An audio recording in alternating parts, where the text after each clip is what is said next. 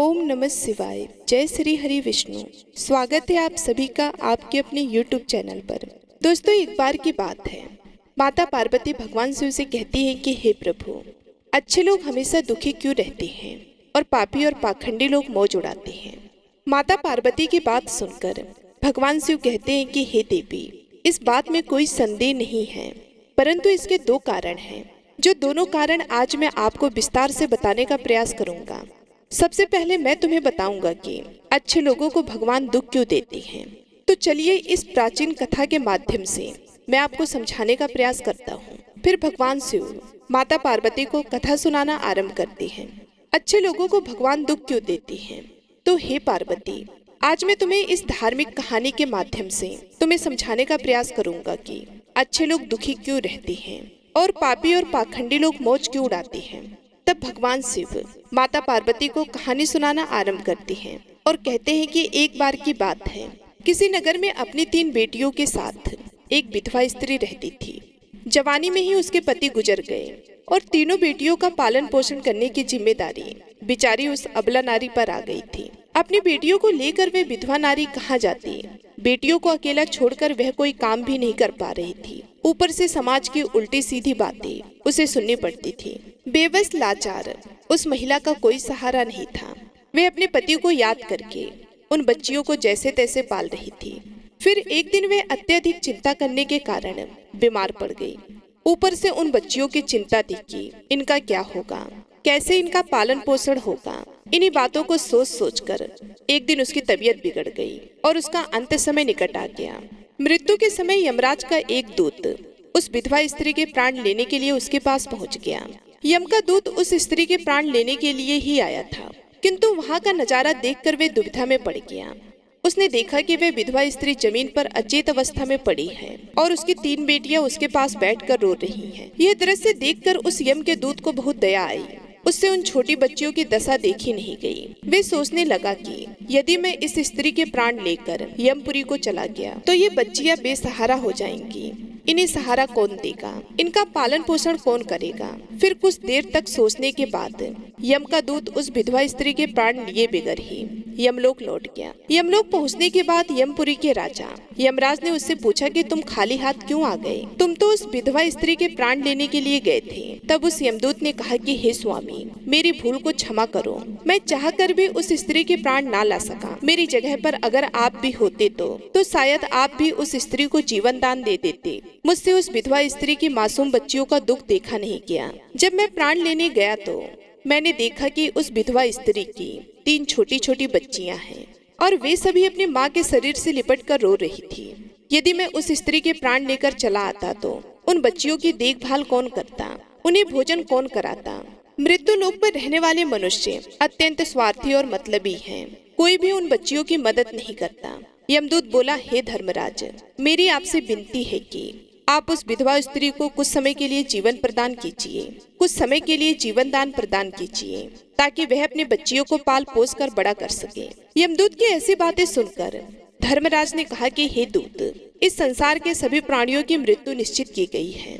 समय पर ही सभी की मृत्यु होती है। ना कोई किसी की आयु घटा सकता है और ना ही कोई बढ़ा सकता है। ना तुम किसी को जीवन दान दे सकते हो और ना समय से पहले किसी के प्राण ले सकते हो। जिसके भाग्य में जो लिखा है वह उचित ही होता है। तुम किसी के भाग्य को बदल नहीं सकते। तुमने आज सृष्टि के नियमों का उल्लंघन किया है। तुमने बहुत बड़ा अपराध किया है, इसलिए तुम्हें इसका दंड अवश्य भोगना पड़ेगा। जाओ, अब तुम पृथ्वी लोक पर मनुष्य के रूप में जन्म लो और अपने द्वारा किए गए अपराध का दंड भोगो। फिर उस यमदूत ने कहा कि हे प्रभु, धरती लोक पर से मेरा उद्धार कब होगा और कैसे होगा। तब यमराज कहते हैं कि हे दूत, धरती पर जाकर जब तुम 3 बार अपनी मूर्खता पर खिलखिलाकर हंस लोगे तब तुम्हारा उद्धार हो जाएगा। तब भगवान शिव माता पार्वती से कहते हैं कि हे देवी। इतना कहकर धर्मराज ने उस दूत को धरती पर धकेल दिया। वह धरती लोक पर मनुष्य के शरीर में आ चुका था। उसके शरीर पर वस्त्र नहीं थे।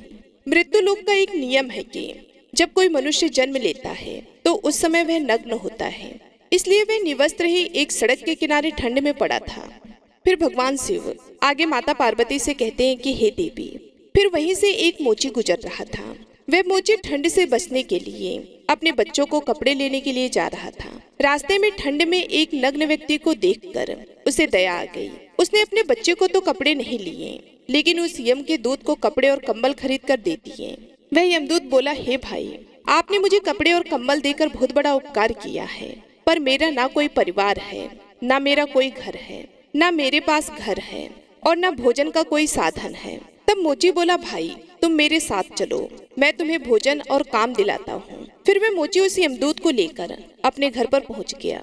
उधर मोची की पत्नी ने देखा कि उसका पति बच्चों के लिए कपड़े लाने गया था, लेकिन लाया तो कुछ नहीं, उल्टा एक आदमी को घर पर लेकर आया है। यह देखते ही उसकी पत्नी बहुत गुस्सा हो गई और उस मोची के साथ लड़ने झगड़ने लगी, उसे भला बुरा कहने लगी। यह देखकर वह यमदूत बहुत जोर जोर से हंस पड़ा। यमदूत को हंसता हुआ देखकर वह मोची बोला, भाई तुम क्यों हंस रहे हो, ऐसा क्या देख लिया आपने?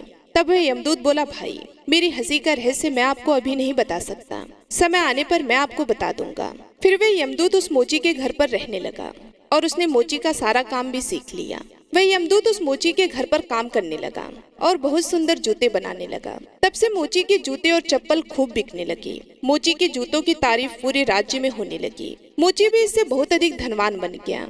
यहाँ तक कि बड़े बड़े राजा महाराजा भी उस मोची के पास से जूते बनवा कर लेने लगे। जब से वह यमदूत उसके घर पर आया था, तब से मोची की किस्मत ही चमक गई थी। उसके घर में धन की कोई कमी नहीं रह गई थी। फिर एक दिन अचानक राजा का एक सैनिक चमड़ा लेकर मोची के पास आया और बोला, देखो मोची, हमारे महाराज इसी चमड़े से बने जूते पहनना चाहती हैं। यह चमड़ा बहुत ही कीमती है, तो इसके ठीक से एक जोड़ी जूते तैयार कर दो। यह चमड़ा बिल्कुल भी खराब नहीं होना चाहिए, इस बात का ध्यान रहे। इस चमड़े से अच्छे जूते बनाओ। राजा के सैनिक मोची को वह चमड़ा देकर वहां से चला गया। उधर मोची ने भी यमदूत को समझा दिया कि देखो, यह महाराज के जूते हैं, इसमें कोई गलती मत करना। चमड़ा बहुत कीमती है, इसलिए इसे खराब मत करना। राजा को जूते चाहिए, इसलिए तुम इसके जूते ही बना देना। गलती से यदि चप्पल बना दी तो राजा बहुत गुस्सा हो जाएंगे और हमें कठोर सजा भी मिलेगी।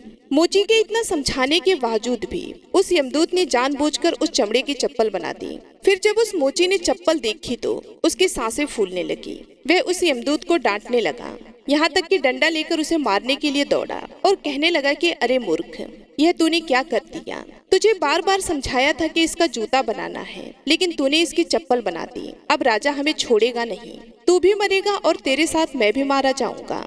वह हमारे पूरे परिवार को सूली पर चढ़ा देगा। मोची को अत्यंत दुखी देखकर यमदूत एकदम से खिलखिलाकर हंसने लगा। उसे हंसता देख मोची बोला, अरे मूर्ख आदमी, सारा काम बिगाड़ कर अब हंस रहा है। तब यमदूत ने बोला, वह देखो, जूते लेने के लिए राजा का सैनिक आ रहा है। सैनिक को देखकर मोची के हाथ पैर फूल गए कि अब यह जूते मांगेगा तो मैं कहाँ से दूंगा। तब तक वह सैनिक पास में आ गया और बोला कि हे मोची भाई, कल मैं जो तुम्हें चमड़ा दे गया था उसके जूते मत बनाना, चप्पल बना देना, क्योंकि राजा साहब का देहांत हो गया है और यहाँ की ये प्रथा है कि मरने वाले व्यक्ति को चमड़े की चप्पल पहनाकर अंतिम क्रिया की जाती है। दोस्तों, सैनिक की बात सुनकर मोची को ऐसे लगा जैसे मरे हुए शरीर में प्राण फिर से आ गए हों। उसके हाथ से डंडा छूटकर जमीन पर गिर पड़ा और उसने यमदूत के पैर पकड़ लिए और उससे माफी मांगने लगा। यमदूत मोची की इस हरकत पर खूब जोर जोर से हंस रहा था। मोची ने पूछा, हे भाई, तुम क्यों हंस रहे हो?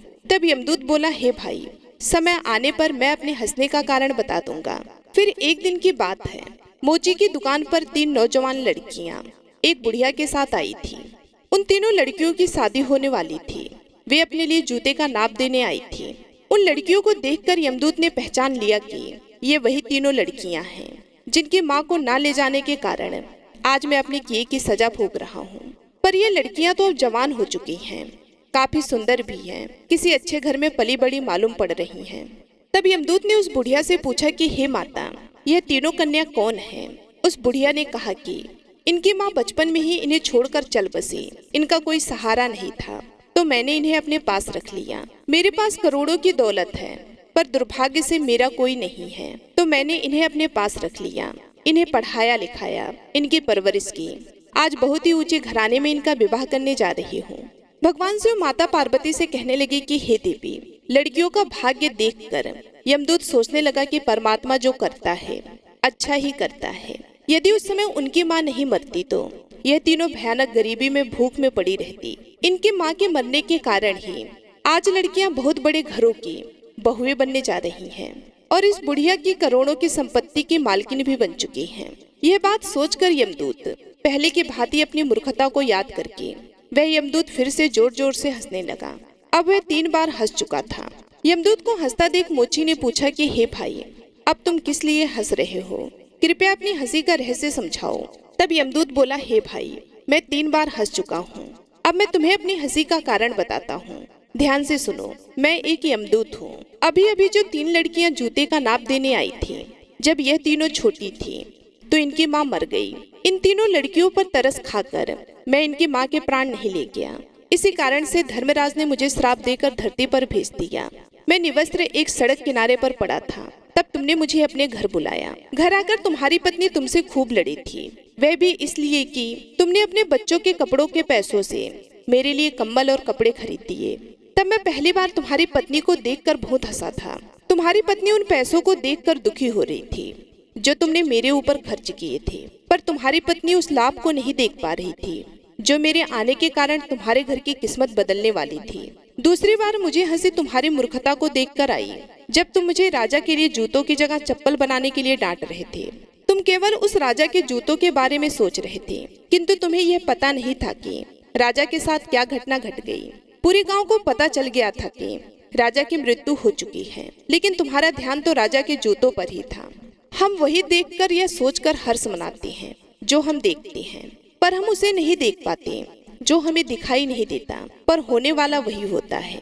कई बार परमात्मा हमारे अच्छे के लिए, हमारी भलाई के लिए हमारे साथ कुछ बुरा करते हैं, पर हम उस बुरे को देखकर परमात्मा को कोसने लगते हैं। हम उस अच्छे को नहीं देख पाते हैं जो भविष्य में हमारे साथ होने वाला होता है। कई बार हमारे साथ अच्छा होता है, पर भविष्य में हमारे साथ बुरा हो जाता है। उस घटना को हम देख नहीं पाते। किसी घटना के साथ अच्छा या बुरा दोनों तरह के परिणाम जुड़े हो सकते हैं। हमें हर घटना को समय की होनी समझकर चलना चाहिए। फिर भगवान शिव माता पार्वती से कहती है, अब हम आपको बताते हैं कि अच्छे लोग दुखी क्यों रहते हैं। इसके दोनों कारण यही है कि पहले तो अच्छे लोगों के साथ बुरा इसलिए होता है कि बाद में उनके साथ कुछ बहुत अच्छा होने वाला होता है। दूसरा कारण ये होता है कि जब मनुष्य के साथ बुरा होता है तो वे ईश्वर के पास चला जाता है, ईश्वर का नाम स्मरण करता है, जिससे उसके सभी पाप और दोष मिटने लगते हैं। ईश्वर की भक्ति ही मुक्ति का सच्चा मार्ग है, जो कि केवल अच्छे लोगों को ही ईश्वर की भक्ति करने का मौका बार बार मिलता है। भगवान शिव आगे माता पार्वती से कहते हैं कि हे देवी, इस प्रकार से वह यमदूत उस मोची को यह सीख दे करके वहां से यमलोक चला गया। उम्मीद है आप सभी लोगों को यह कथा अच्छी लगी होगी। यदि वीडियो अच्छी लगी हो तो वीडियो को लाइक करके चैनल को सब्सक्राइब कर लें। साथ ही कमेंट बॉक्स में ओम नमः शिवाय जय श्री कृष्ण जरूर लिखें। मिलती हूँ मैं आप सभी लोगों से अगले वीडियो में। तब तक के लिए नमस्कार।